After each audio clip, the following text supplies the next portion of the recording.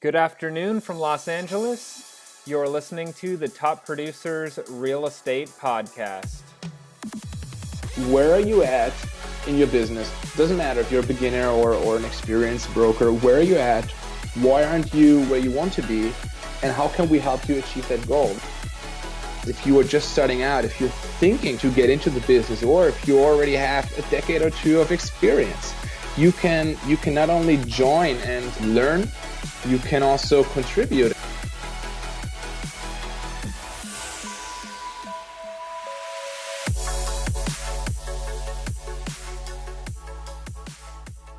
Hello from Los Angeles. This is Tyler Soderberg, and welcome to the Top Producers Real Estate Podcast.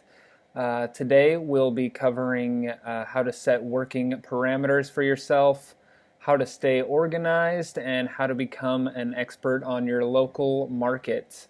I have Bastian Weinhold with me. He is an award-winning and top-producing real estate agent from New York. How's it going, Bastian? Going great, thank you. Thanks for having me again. Great to be here. Great. Well, let's just dive right into this. So we talk about setting parameters when you're a new agent. Basically, it's difficult to concentrate on an entire city right when you're starting out, especially in a large city. I know some people are working in smaller markets. It might vary a bit depending on population size. But I just wanted to kind of get your take on how you set parameters for yourself and what advice you might give to new agents in terms of kind of choosing an area to work in and choosing an area that might fit their personality and things of that nature. So could you just explain a little bit of how you go about this? That's a great question, and I think it's one of the most important questions actually. Well, as you know, I started and still work in the New York City Manhattan market, and when I started out, I was living on the Upper West Side, and I was totally overwhelmed with the amount of inventory available in the neighborhoods, and I just liked it all. So I was all over the place, left and right, and basically wasted a lot of time just simply commuting from the west to the east side, from north to south, to like left and right and up and down. It was, and I, in the end of the day, I just didn't really learn what was actually available in certain areas. What was the inventory? What do you get for X amount of money in an area, like in my case, Chelsea, for example, because I was just picking up listings all over the place, and it just didn't make sense to me. I just knew random places. So my advice for new agents that are starting out, or agents that move to a new city or new market and they want to learn the inventory and build a solid foundation, is start with yourself. Like, figure where, for example, where do you live? Why did you choose to live there? Where do your friends live? And just really think about the time that you will spend on the car, on the train, commuting to your area of expertise. Like, how long does it take you? You need to add those numbers up in the end of the week. Those do make a difference. It's a lot of time that you will waste if you don't think about this. Like, what areas, for example, what areas do you like? Where do you feel comfortable? Where do you go out to I don't know, to have dinner or lunch? Where do you hang out with friends?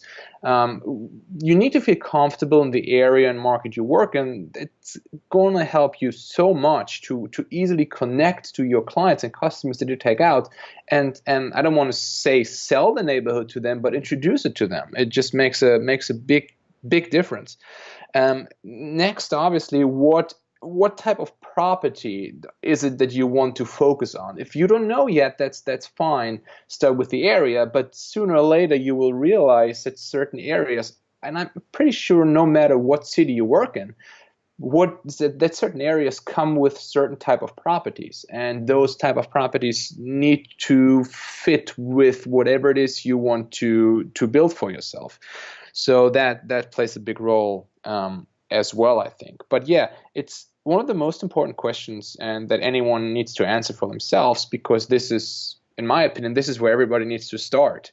And just get really good and knowledgeable in one area and know it inside out, and then expand from there. I think that's the right way of doing it. That makes sense. So if you are a millennial real estate agent, maybe that lives in downtown Chicago, you probably don't want to focus your time on suburban real estate. Would you say that's the case? Yeah, that's definitely the case. If you're looking at, I give you another example from a market that I know, New York City, and an area like the Village, for example, which is like a hip neighborhood with a lot of a lot of pre-war brownstone walk-up apartments. It's a certain type of client that is calling on those listings that wants to see those neighborhoods. It's most likely not going to be someone who wants to be close to Wall Street, and is working 20 hours a day in the stock market, for example. It's very likely a different type of client, and you need to make sure that you know and can distinguish those areas based on the client's needs as well. Okay. When these agents are kind of trying to keep track of the inventory after they've set their parameters, so the idea is to set your parameters and then become an expert on the radius that you're working in. And so you want to understand how the inventory moves, and you want to be knowledgeable about what's available at all times.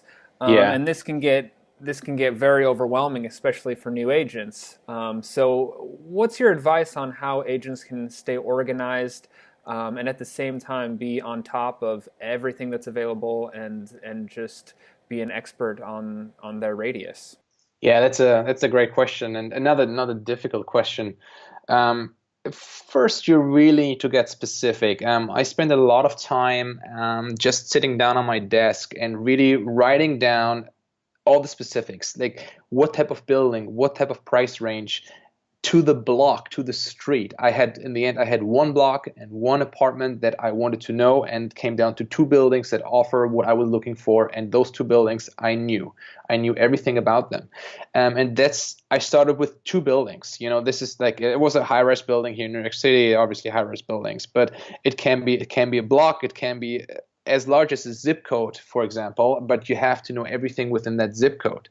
And then you said it, you need to keep track of it from the beginning, from day one. Um, Everybody has their own way. I have my way. I'm happy to share it. And if you want to try it and give it a try, go ahead and do it. It doesn't work for everyone, but it works great for me. I'm pretty old school, so I'll keep it simple. I have an Excel spreadsheet.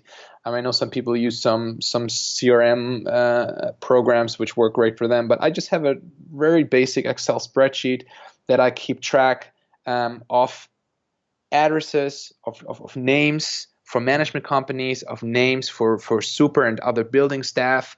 And I have a separate spreadsheet where I keep track of all my clients, which will come naturally. You will start without clients most likely, and you will build a database with the clients next to it. So it comes together. You need to stay organized right from the beginning, and you need to be able to have a management folder, and you have to have a clients folder.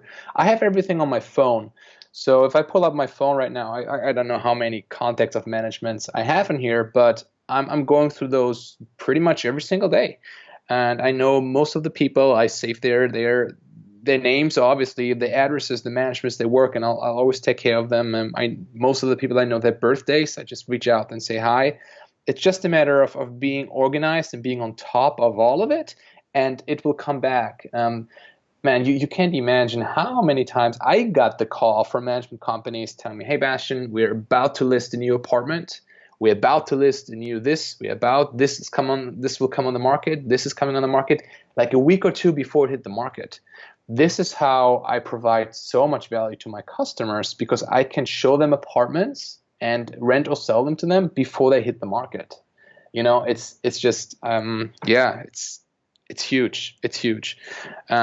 And this is just comes back to staying organized and following up with everyone. So again, I'm using an Excel spreadsheet where I keep track of everything.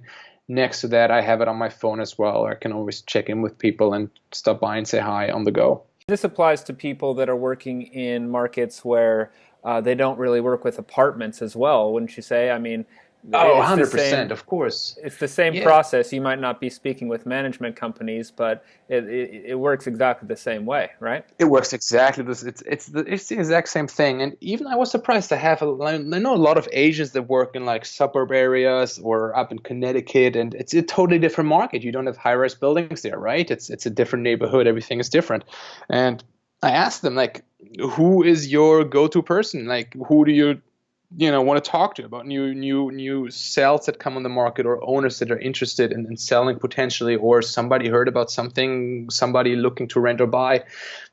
And I'm so surprised. Many times it's the mailman, or the property management company that comes and cuts the lawns in the summer, or shovels the snow in the winter. Those people know about it, and for me, it's the doorman or the super. For them, it can be as easy as the mailman, and they know the top agents in those areas. They know those people. They reach out to them, same as I do with the doorman that lives in my building to, yeah, any other building I work in.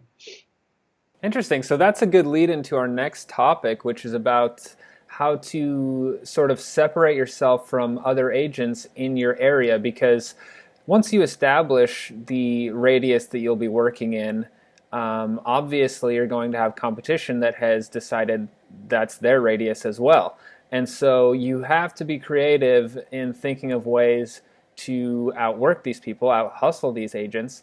So right away, you brought up a good point about the mailmen in the areas. What are some other ways that you can distinguish yourself from your competition Yeah. that's working in the same radius? Right. Yeah, like we discussed before, I mean, competition in this business is huge and massive.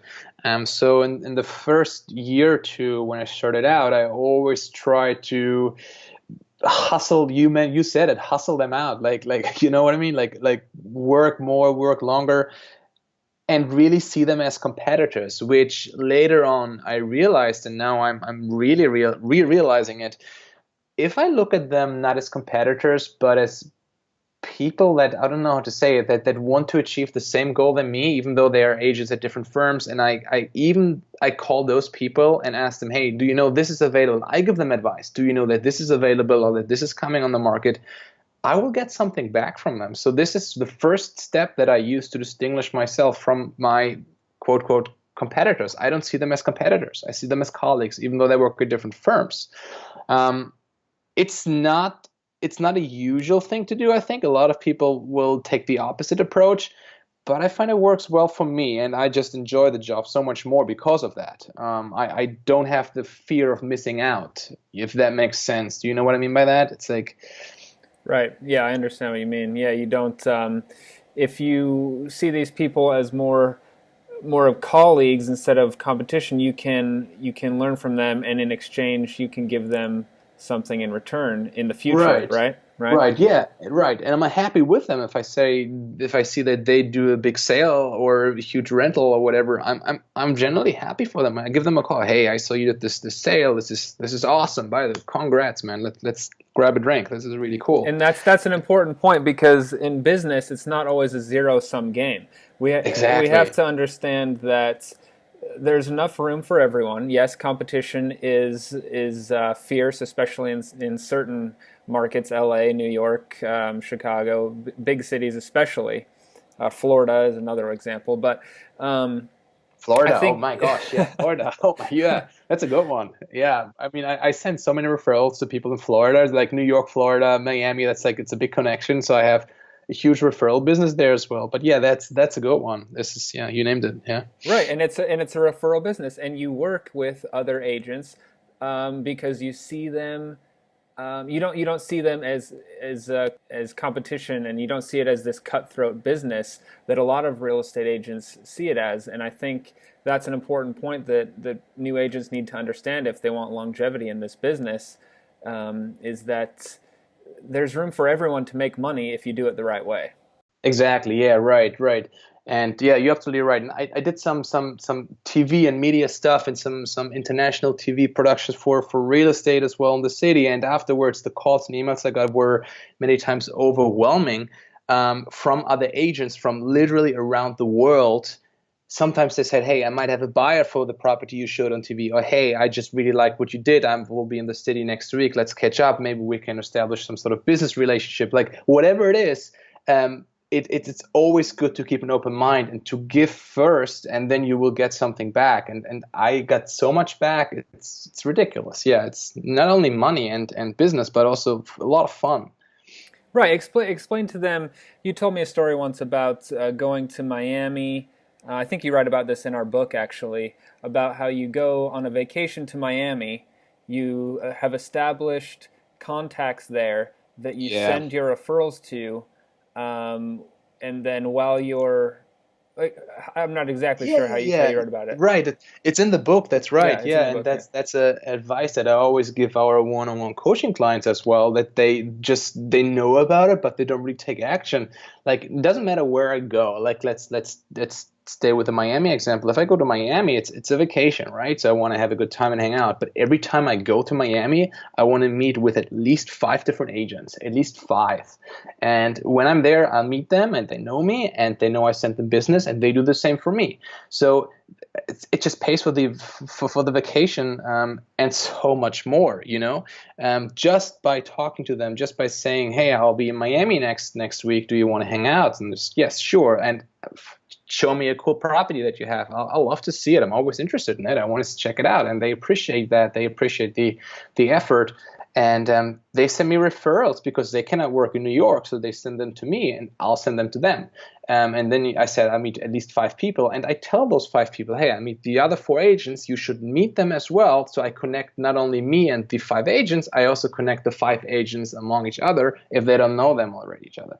And they hey, I didn't know. And it's just a win-win situation. And I really enjoy this type of networking. It's just great. Yeah. Right, and the more you give, the more you will receive in the future. And this business is a business that's built on. It takes time. It takes time, and if you want longevity in the business, you have to build your roots the correct way from the beginning. Don't cut corners. Do things the right way from the start. Stay organized, and it will pay off tenfold. Oh, absolutely, yeah. And what I just said sounds a little bit like, hey, it's a good time in Miami. I'm not just saying that. I'm saying, well, I'm in New York City, and how do I just come back to your original question? How do I distinguish myself from my competitors? You need to work hard because a lot of the people that work within the same area than you do, they know the market. You got to know the market. I check the inventory every single day, at least once, most of the time 2 to 3 times. I keep on previewing still now. If there's a new apartment that comes on the market, I'll probably be the first to see it. And again, I just stay in touch with people that work in this market, like management companies, and yeah, I named it. And from there on, I mean, now I'm literally all over Manhattan. But when I started out, you need to start focus on one area, like walking distance area, so to say, and expand from there. This is how you can build your own brand and distinguish yourself from others. Perfect. Well, Bastian, I think we've covered all of our topics for the day. I want to tell people a little bit about how they can get in touch with us. We have a Twitter. It's at USA Top Producers. We have a Facebook. That's USA Top Producers. We also have a website, and through the website, you can actually get in touch with Bastian and even speak with him on the phone if you're interested. And that website is usatopproducers.com. Awesome. Yeah. And we have an ebook out, and Bastian's also offering one-on-one coaching. We do still have a few spots available right now. So just go on over to our website, usatopproducers.com. Next time on our podcast, we'll be talking about how to stay focused on your goals, how to stay motivated, and how to not fall in the trap of making excuses. I was out late last night, so this morning I'm going to wake up a little later. I'll go into work a little bit later. And, Yeah. this is kind of a snowball effect that people don't always understand. So Bastian will go through how we can not make these excuses on a daily basis. That's exciting. I'm looking forward to that one. Great. Well, Bastian, I appreciate it. Everyone, have a productive and profitable week, and we will talk to you next Wednesday. Awesome, Tyler. Talk to you soon. Bye bye, guys.